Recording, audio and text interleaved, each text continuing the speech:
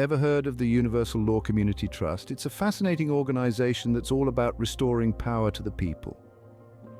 This trust is not just another legal entity, it's a beacon of empowerment. It stands as a testament to the idea that understanding the laws that govern our world can lead to a more equitable society. At its core, the Universal Law Community Trust seeks to educate us all on the intricate tapestry of laws that shape our lives. These laws aren't limited to those penned by lawmakers or etched in legal textbooks. They span from the energies we emit and the natural order of the universe to the biblical commandments and the laws of commerce that guide our daily transactions. Take a moment to think about it. Have you ever considered how the energy you put out into the universe comes back to you? That's a universal law at work. What about the natural laws that govern the objects and beings manifested in the third dimension?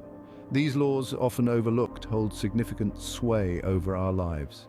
The community trust doesn't stop at the cosmic and natural. It delves into the laws of Maxim, also known as God's laws, which are considered the highest laws of the land. These laws, drawn straight from the Bible, bestow rights upon all beings that cannot be taken away. Moreover, the trust ventures into the realm of commerce, exploring contract law, treaties, and constitutions. It highlights the sovereignty of human beings who, under God's law, have the power to create laws and constitutions for themselves and the corporations they establish. In essence, the Universal Law Community Trust is about shedding light on the laws that govern us, from the universal to the commercial. It's about understanding these laws, realizing our rights, and reclaiming our power. So, if you're intrigued by the idea of understanding the laws that govern the universe and our everyday lives, you've come to the right place. Scene script. Let's think of law hierarchy as a pyramid, much like the food pyramid we all learned in school. At the pinnacle of this pyramid, akin to the fruits and veggies, are universal laws. They deal with energies, and their guiding principle is that whatever energy you put out must come back to you. It's the law of cause and effect, if you will.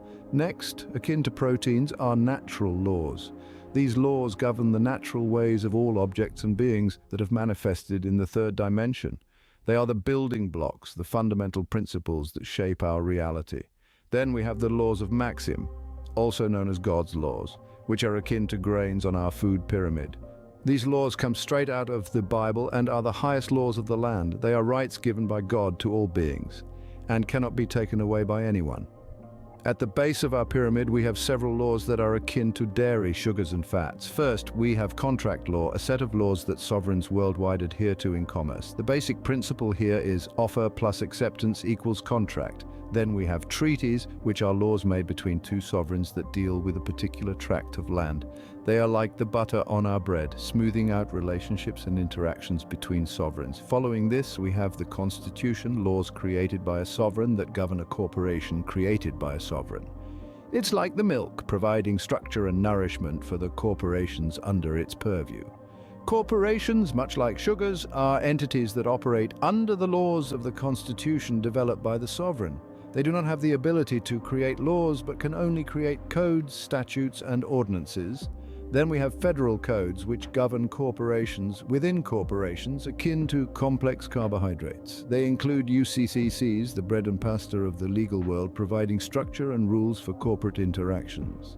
Police corporations and agents are private agencies of the corporation they belong to, equivalent to a private citizen. They are like the desserts, adding a layer of enforcement and order to the system. Lastly, we have citizens who are akin to fats. They are a crucial part of the system, but their role and rights are often misunderstood. A citizen does not have rights, but only privileges given to them by the corporation to which they pledge. Much like how our bodies need a balanced diet from all food groups, a society needs a balance of all these laws for it to function harmoniously. Knowledge, they say, is power. And understanding the laws that govern our world can be quite empowering. It's like having a compass in the vast ocean of life. It's not about memorizing every single law, but rather about grasping the fundamentals, understanding the hierarchy, and knowing where to find the right information when needed.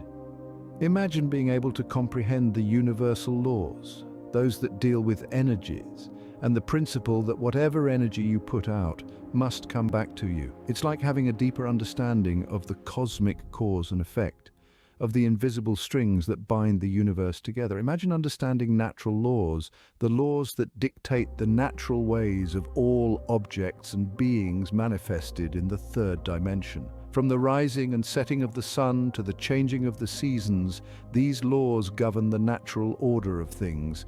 Imagine knowing the laws of Maxim, also known as God's laws. These laws come straight out of the Bible and are the highest laws of the land. They are rights given by God to all beings and cannot be taken away by anyone. It's like having an insight into the divine structure that shapes our moral compass. Knowledge of these laws can help you assert your rights as a sovereign, a being that is master of self and operates under God's law. It can help you understand the nuances of contract law, treaties, constitutions, corporations, federal codes, police corporations and agents, and even the status of a citizen within a corporation.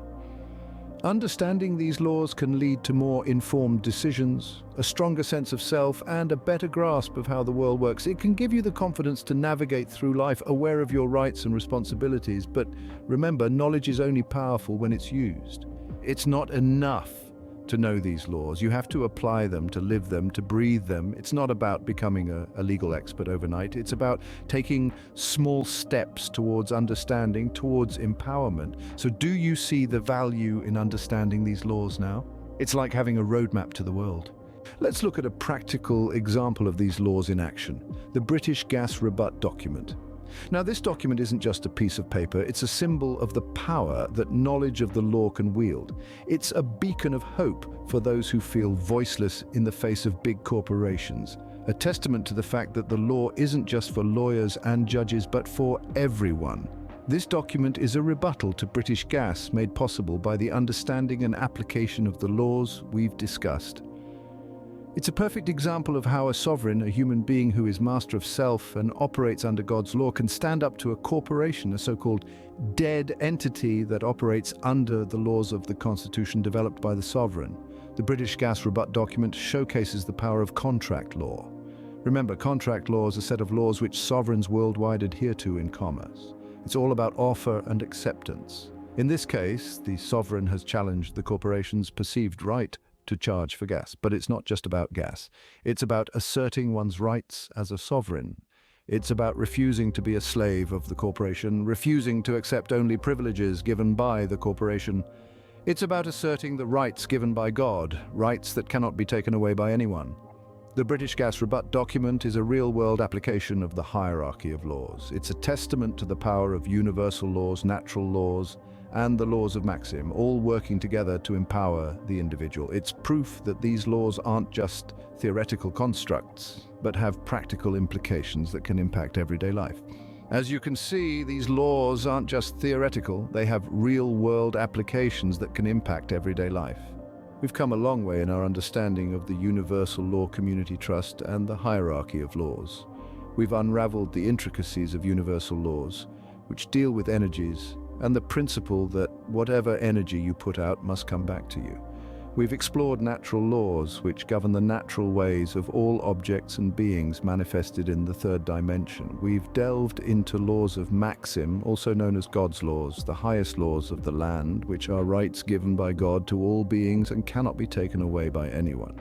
We've also touched on the concept of sovereign, a being that is master of self, operating under God's law and has the ability to create laws and constitutions for itself and corporations that it creates.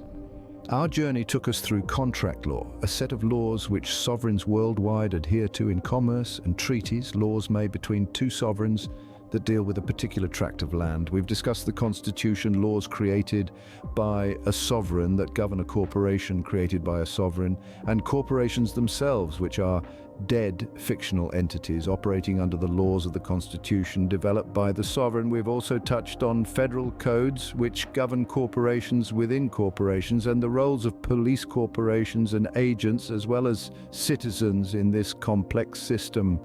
Understanding these laws is not just an intellectual exercise, it's about personal empowerment and societal harmony. It's about understanding the forces that shape our lives and the world around us. It's about taking control of our destiny and playing an active role in the creation of a more just and equitable society. So why not dive deeper? The Universal Law Community Trust and the British Gas REBUT document are just the tip of the iceberg. There's a whole world of knowledge waiting to be explored. Don't you want to be a part of it?